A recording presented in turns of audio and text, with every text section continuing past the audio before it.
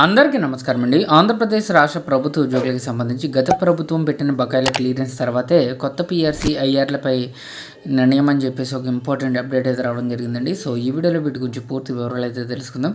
ముందుగా వీడియోని సపోర్ట్ చేసే వారందరూ కూడా వీడియోని ఒక లైక్ చేసి మీతోటి ఉద్యోగ మిత్రులకు వీడియోని అయితే షేర్ చేయండి. ఛానల్ని ఫస్ట్ టైం కనుక విజిట్ చేసినట్లయితే తప్పనిసరిగా సబ్స్క్రైబ్ అయితే చేసుకుని పక్కన బెల్ సింబల్ని యాక్టివేట్ చేసుకోండి.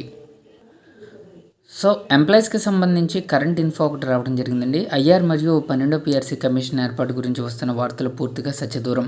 ఆ దిశగా ప్రభుత్వం ఎలాంటి ఆలోచనకు రాలేదు. ఉద్యోగులతో చర్చలకు మంత్రివర్గ ఉపసంఘాన్ని ఏర్పడలేదు. దానికి ఇంకా టైం అయితే ఉందంటున్నారు.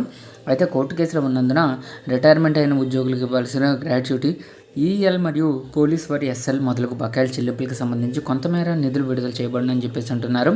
ఇక గత ప్రభుత్వం పెట్టిన బకాయిల చెల్లింపులకు సంబంధించి పూర్తయిన తర్వాతనే ఐఆర్ మరియు డిఎల్పై ఆలోచన చేయాలనే ప్రభుత్వం ఆలోచన అయితే మంచిదే.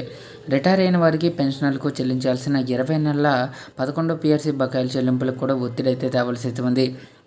ఎంప్లాయీస్ హెల్త్ స్కీమ్ వైద్యం ఇకపై ఇన్సూరెన్స్ లింక్డ్ కాబోల్చుంది. ఇక మున్సిపల్ ఎన్నికల నాటికి ఐఆర్ వంటి కొన్ని హామీలు నెరవేర్చవచ్చును. ఈలోపు అన్ని జేఏసీలో కలిసి బార్గైనింగ్ పవర్ పెంచుకోవాలి. ఈ ఏడాదికి రేషనలైజేషన్ లేకుండా చూసుకోవాలి. బదిలీలు, పదోన్నతులు ఇవ్వాలి.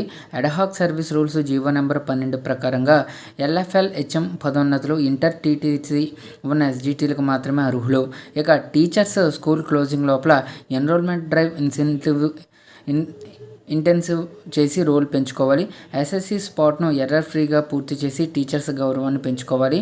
అలాగే ఎస్ఎస్సి డ్యూటీస్ నిర్వహించే వారికి తక్షణమే బత్యాలు చెల్లింపులు చేపట్టే విధంగా చేయాలని చెప్పేసి ఉద్యోగుల ప్రధానమైన ఈ డిమాండ్స్ అయితే అడుగుతున్నారు.